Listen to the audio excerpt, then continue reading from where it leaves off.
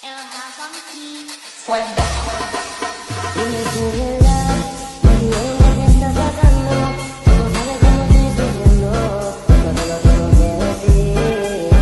Cuéntame, tu despedida para mí fue dura, será que te llevo a la luna, y yo no supe hacerlo así. Te estaba buscando, por la calle gritando, eso me estaba. Assalamualaikum warahmatullahi wabarakatuh. Pada kesempatan kali ini, kami selaku kelompok 2 ingin membuat video untuk memenuhi tugas mata kuliah statistik ekonomi dengan judul menginterpretasikan model persamaan regresi. Pertama-tama, saya akan memperkenalkan anggota kelompok yang terdiri dari 5 orang termasuk saya sendiri. Perkenalkan, nama saya Jasmine Zarina Budiarti dengan NPM 2340402012. Di sebelah saya ada Ibu YS dengan NPM 2340402096. Dan saya Rini Viola Siska dengan NPM 2340402098. Dan saya Rahmat Daya dengan NPM 2340402010. Saya Ferdiansyah dengan NPM 2340402018. Baik, saya akan menjelaskan pengertian dan fungsi SPSS. SPSS adalah aplikasi atau perangkat lunak yang biasanya digunakan untuk melakukan analisis statistika tingkat lanjut dan juga sebagai alat yang memungkinkan penggunanya untuk mengelola, menganalisis, dan menginterpretasikan data dengan cara sistematis dan efisien.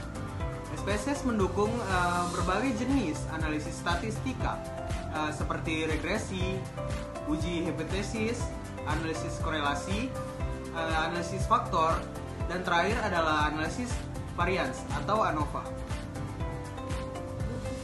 Baik, di sini saya akan membawakan materi tentang variabel interest atau Raynaud. Pada variabel interest atau Raynaud ini yaitu menunjukkan variabel yang dimasukkan dan metode yang digunakan. Nah, variabel bebasnya yaitu X1 usia, X2 jenis kelamin, dan X3 pendidikan. Dan variabel terikatnya yaitu Y pekerjaan. Analisis regresi pada tabel di atas adalah metode enter. Analisis regresi menggunakan metode enter, tidak ada variabel yang dibuang sehingga pada kolom variabel Raynaud tidak ada angkanya atau kosong. Selanjutnya, masuk ke materi kedua, yaitu data hasil model Sumari. Data ini memiliki kegunaan untuk mengetahui hubungan antara variabel di dalam persamaan regresi. Koefisien korelasi, yaitu nilai R sebesar 0,375, menunjukkan hubungan antara variabel independen dan variabel dependen. Dan dijelaskan juga besarnya persentase pengaruh variabel bebas terhadap variabel terikat yang disebut determinasi. Berasal dari pengkuadratan R. Pada tabel dapat dilihat nilai R square yang berasal dari 0,141. Jika kita persentasekan menjadi sebesar 14,1%, nilai ini mengandung arti bahwa pengaruh variabel independen yaitu X1 atau usia dan X2 jenis kelamin dan X3 pendidikan terhadap variabel Y pekerjaan yaitu sebesar 14,1%, sedangkan sisanya 100% dikurang 14,1% sama dengan 85,9% yang dipengaruhi oleh faktor-faktor lain di luar variabel. Baik, di sini selanjutnya ada data ANOVA, Analysis of Variable, atau dalam bahasa Indonesia yang disebut analisis variabel. Suatu metode statistik yang digunakan untuk mengelola perbedaan rata-rata atau satu atau lebih. Pada data bagian ini untuk menjelaskan apakah ada pengaruh yang nyata atau signifikan variabel X terhadap variabel Y. Dari output tersebut terlihat bahwa F itu 23 dengan tingkat signifikanisasi dan probabilitas 0,00 kurang dari 0,05, maka model regresinya dapat dipakai untuk memprediksi variabel X1, X2, X3. Dan pada tabel di atas diketahui bahwa nilai F hitungnya sebesar 19,478 dengan tingkat signifikanisasi sebesar 0,00 kurang dari 0,05, yang berarti variabel independennya X1 usia, X2 jenis kelamin, dan X3 pendidikan memiliki pengaruhnya yang signifikanisasi terhadap variabel dependen Y atau pekerjaan. Pada output bagian koefisien memberikan gambaran mengenai persamaan atau model regresinya. Pada model tersebut, kolom B adalah konstan A adalah sebesar 12,782. Ini merupakan angka konstan yang bahwasannya jika tidak ada X, yaitu X1 usia, X2 jenis kelamin, dan X3 pendidikan, maka nilai konsistennya yaitu Y atau pekerjaan sebesar 12,782. Sedangkan angka koefisien regresinya yaitu X1 usia, X2 jenis kelamin, dan X3 pendidikan, nilainya sebesar 0,164, 0,138, dan 0,165.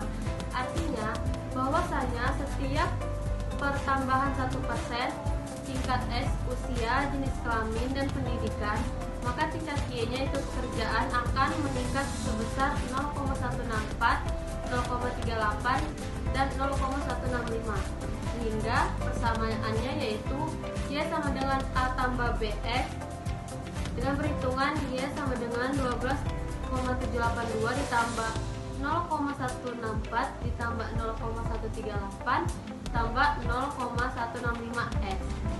Persamaan regresi di atas yaitu nilai konstan positif sebesar 12,782 yang menunjukkan pengaruh positif variabel independen yaitu usia, jenis kelamin, dan pendidikan.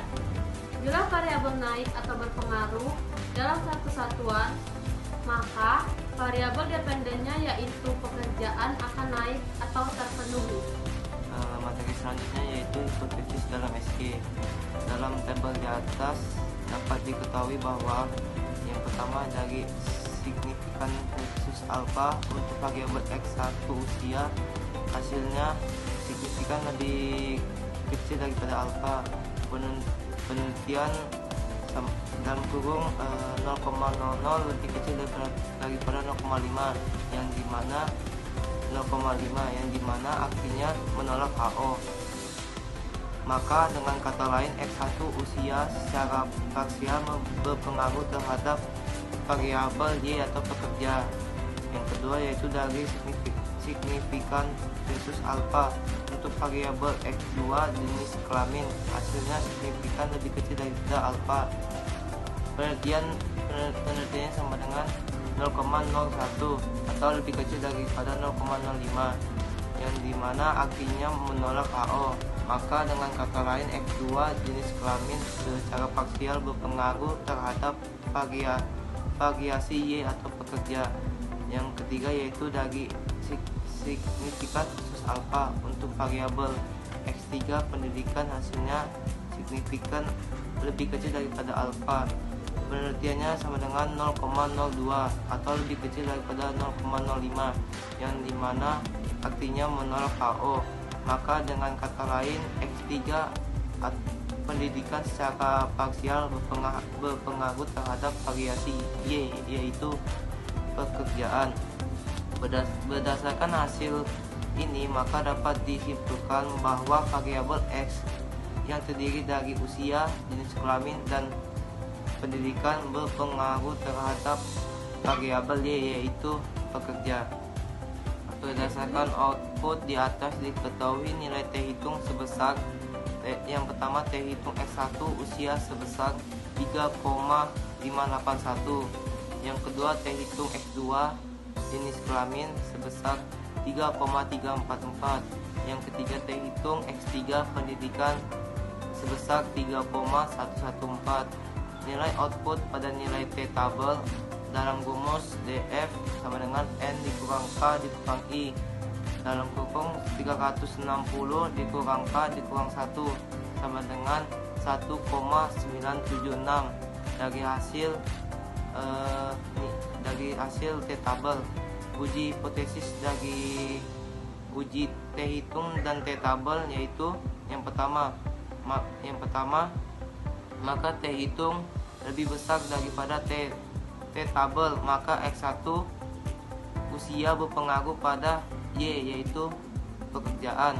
Yang kedua, maka T hitung lebih besar daripada T tabel, maka X2 jenis kelamin berpengaruh terhadap Y yaitu pekerjaan.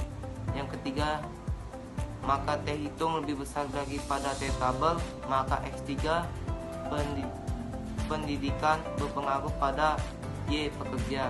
Berdasarkan hasil ini, maka dapat disimpulkan bahwa variabel X yang terdiri dari usia, jenis kelamin, dan pendidikan berpengaruh terhadap variabel Y yaitu pekerja.